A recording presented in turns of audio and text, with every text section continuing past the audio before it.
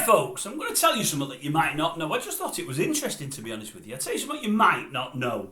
Something I heard 2 weeks ago, but didn't know it was true. Got it confirmed last night. I was just flicking through YouTube and I came across a guy there. I think he was a Welsh guy. Yeah, lager. Do you like lager, ladies or gents? Well, gents or ladies. Because if you do, I've got a story for you. As I say, it shocked me. A mate of mine, a couple of weeks ago, maybe 3 weeks ago, I was out away with him somewhere and he was drinking God only knows what. And he said, I don't like this. He said, you know me, Dave. I'm a craft beer man. I like the old craft beers. He said, all these lagers, they're crap. He said, they're all brewed in the UK. Nobody knows it. He said, but it's all a con. I said, really? He said, oh, he said, everything's brewed in the UK.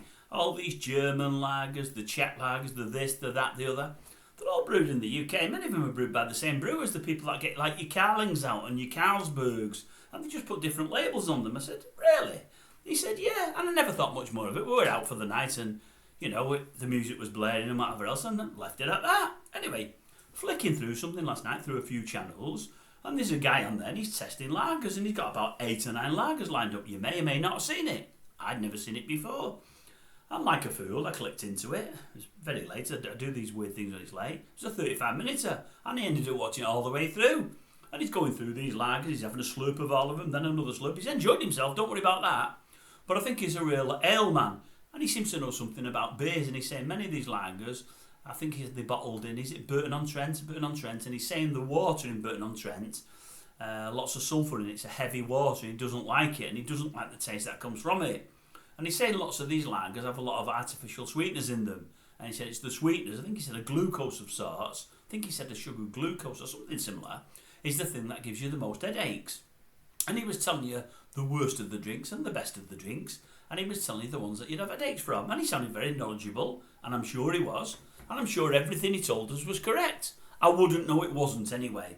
But I watched it all, and I'll just give you an idea of things he mentioned. I mean, you'll know when I say these, folks, where these are from. I don't know all of these, I don't know. There was about 9 or 10 different bottled or canned beers. One of them was in a bottle, that was the Stella Artois. The rest were in cans. Now, he said something about the Stella that I'd not heard before. When he tasted the Stella, he didn't like it, and he said what it had done. What did he call it? I can't think what he called it. Did he say skunky? I don't know if he said skunky. I know skunk's like a cannabis and whatever else, but something you get from a cannabis. He said that hops and cannabis plants, they're very similar, they're from the same kind of family.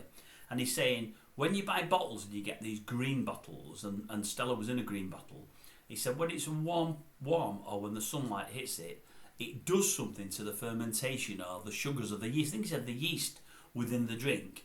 And it turns it, I think he called it skunk. He never called it skunky, something like skunky. And he said, it's got that taste. He said, now, had I got this in a can, which I should have done, it would have tasted better. But in bottles, he said, if you get them green bottles and they've sat anywhere near the sun, it changes the taste of the beer massively and for the worse. Anyway, all things I didn't know. But he had Stella there, he had Holsten Pils, he had Madry, he had Carling, he had Carlsberg, he had Foster's, he had Bruno Moretti, and he had San Miguel. And he went through all of them. And he started, I think, with Foster's, then he went to Carling, then he went through a few. He was selling the ones that he thought were too sweet and too this and too that. Now, Stella, I don't know where Stella is. Is it Denmark? I don't know. You'll know, you'll tell me. Holsten Pils, is it German? I think it is. Madry, I think this, is it Spanish or Italian? I think it's Spanish. Carling, Britain, but he said it didn't start off there. I think he said it started off as Canadian. Carlsberg, is that Denmark? Foster's, Australian.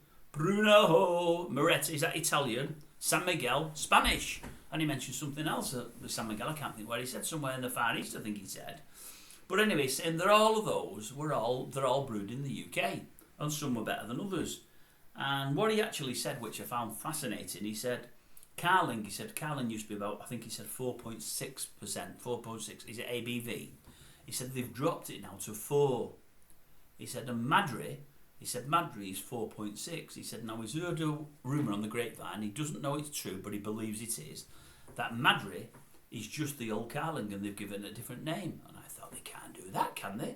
He said, I'm certain it is. He said, I've been told that Carling, they've dropped it from 4.6 to 4, and Madry's coming at 4.6, and it's just what Carling was with a different label.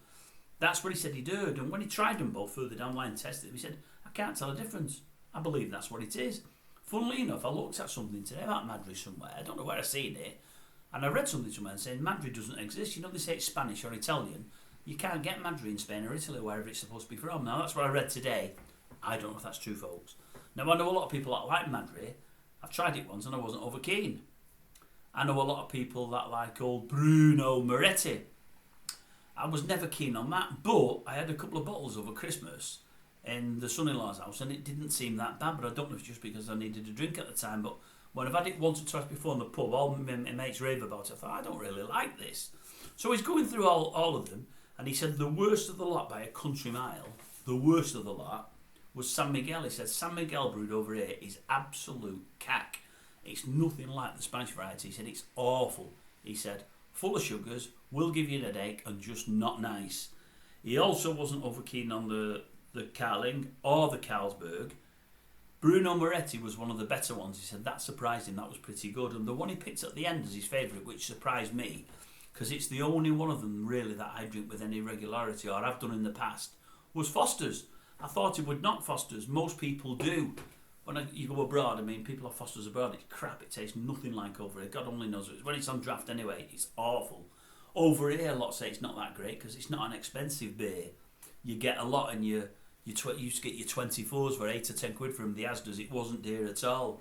But people say it's a crap beer, but I've never minded it. I've never been a Carling lover. I don't know what it is. Everyone drinks Carling. I've never liked Carling.